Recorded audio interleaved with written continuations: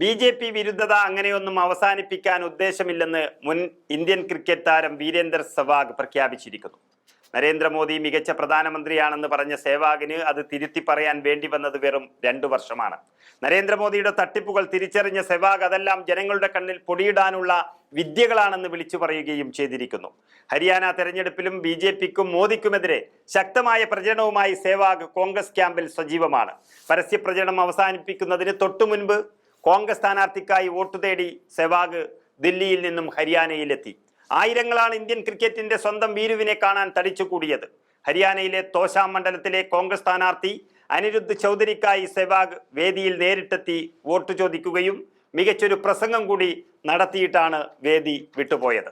അനിരുദ്ധ് ചൗധരിയും അദ്ദേഹത്തിന്റെ പിതാവും BCCIയുടെ മുൻ പ്രസിഡന്റുമായ രൺബീർ സിംഗ് മഹേന്ദ്രയുമായുള്ള ബന്ധം അത് വിശദീകരിച്ചുകൊണ്ടാണ് സെവാഗ് കോൺഗ്രസിനായി വോട്ട് ചോദിച്ചത്.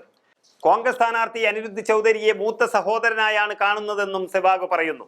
ഇന്ത്യൻ ക്രിക്കറ്റ് കൺട്രോൾ ബോർഡിന്റെ മുൻ അധ്യക്ഷൻ കൂടിയായ രൺബീർ സിംഗ് മഹേന്ദ്ര നൽകിയ പിന്തുണ അത് മറക്കാനാകില്ലെന്നും സെവാഗ് ഓർമ്മിപ്പിക്കുകയാണ്. അനിരുദ്ധ് ചൗധരിയുടെ ജീവിതത്തിൽ വളരെ പ്രധാനപ്പെട്ട ദിവസങ്ങളാണ് ഇത്. ഈ ഘട്ടത്തിൽ അദ്ദേഹത്തെ സഹായിക്കേണ്ടത് കടമയാണെന്ന് കരുതുന്നതായും സെവാഗ് പറഞ്ഞപ്പോൾ നിറഞ്ഞ സദസ്സ് കയ്യടികളോടെയാണ് സെവാഗിനെ കേട്ടുനിന്നത്. കുടുംബ ബന്ധങ്ങളും രാഷ്ട്രീയ വൈരവും ഇഴപിരിഞ്ഞു കിടക്കുന്ന മണ്ഡലമാണ് തോശാം.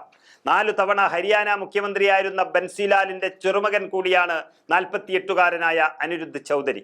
ഇദ്ദേഹത്തിന്റെ ബന്ധു കൂടിയായ ശ്രുതി ചൗധരിയാണ് ഇവിടെ BJP സ്ഥാനാർത്ഥി എന്നത് മത്സരത്തിന്റെ പ്രാധാന്യം ഇരട്ടിയാക്കുന്നു. മോദി സർക്കാർ അനുകൂല നിലപാടുകളുമായി സോഷ്യൽ മീഡിയകളിൽ പതിവായി എത്തിയിരുന്ന സെവാഗിന്റെ നിലപാട് മാറ്റത്തെ അനുകൂലിച്ചും പ്രതികൂലിച്ചും നിരവധി പേർ രംഗത്തെത്തിയിട്ടുണ്ട്. നേരത്തെ എക്സിലൂടെയായിരുന്നു സെവാഗ് മോദിക്കെതിരെ വിമർശനം ഉന്നയിച്ചത്. രാജ്യത്ത് പൊതുമേഖലാ ബാങ്കുകൾ വളർച്ചയുടെ പാതയിലാണ് എന്ന മോദിയുടെ പഴയ പോസ്റ്റിനോട് പ്രതികരിക്കുകയായിരുന്നു സെവാഗ്.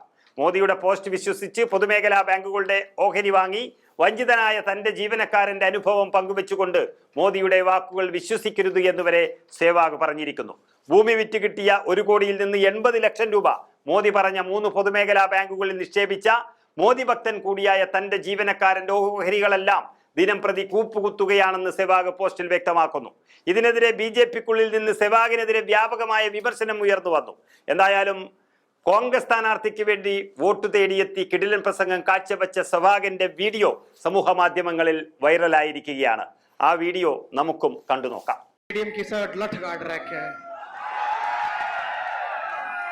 इतनी आवाज तो स्टेडियम में भी ना आई जितनी अड़ान लग रही है.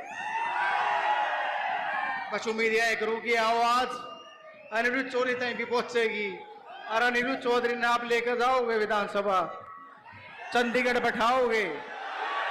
हैं आवाज आई नहीं. मैं तो बस यह प्रार्थना करना आया हूं अपने बुजुर्ग ताऊ ताइया थे, भाई बहना थे, सब थे कि 5 तारीख ने जब वोट घालन जाओ तो 1 नंबर पर अनिरुद्ध चौधरी का नाम होगा. बटन दबा के मान लोगे मेरी बात है? बस अगर तब मान गए तो बाकी सब मानेंगे. राम राम भाइयों.